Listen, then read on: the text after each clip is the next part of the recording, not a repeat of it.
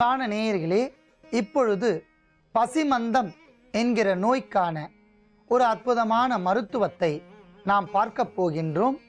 குறிப்பாக சிறுவர்கள் முதல் பெரியவர்கள் வரை தாக்குகின்ற இந்த நோய் பசிமந்தம்.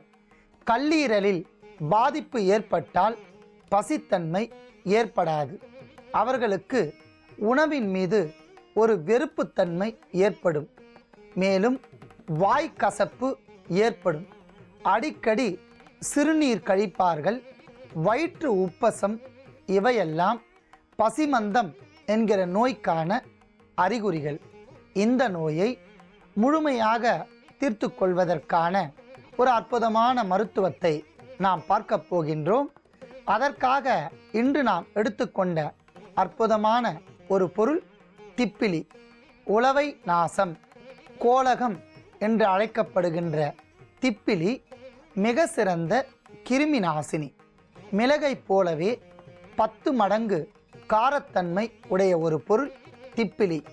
வயிற்றில் தங்கி இருக்கக்கூடிய கெட்ட நீரை வெளியேற்றி பசித்தன்மையை தூண்டும்.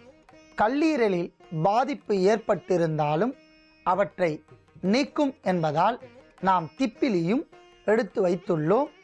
அடுத்ததாக நாம் எடுத்துக்கொண்ட பொருள் மிளகு. மிளகு ஒரு அஜீரணம் போக்கி, இரத்த சுத்தி. ஆகையால் மிளகையும் நாம் எடுத்து வைத்துள்ளோம். அடுத்ததாக நாம் எடுத்துக்கொண்ட பொருள் ஜீரகம். ஜீரகம் உள் உறுப்புகளை பாதுகாக்கும். ராஜ உறுப்புக்கள் கல்லீரல், அவற்றை பாதுகாப்பதில் ஜீரகம் மிக முக்கிய பங்கு வகிக்கின்றது.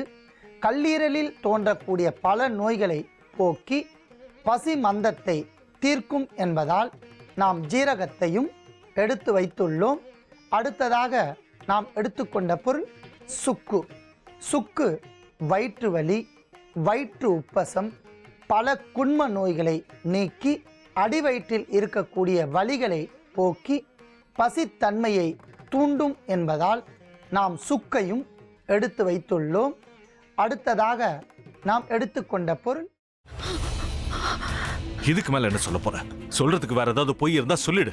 அவதான் ஏமாத்தி எல்லாத்தையும் என்கிட்ட இருந்து பறிச்சிட்டான்னு பார்த்தா நீயும் இப்போ அதே தான் பண்ணிருக்க. ஏன் ஆலியா, ஏன் இப்படி பண்ண? இந்த உலகத்துல பாட்டிக்கு அப்புறம் நான் யார் மேலேயாவது உயிரையே வச்சிருக்கேன்னா அது ஊ மேலதான் உனக்கு தெரியாதா? ஏன் இப்படி பண்ண ஆலியா?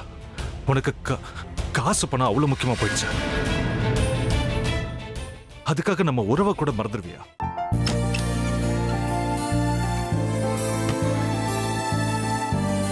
சக்தி சக்தி, ஒரு நிமிஷம்.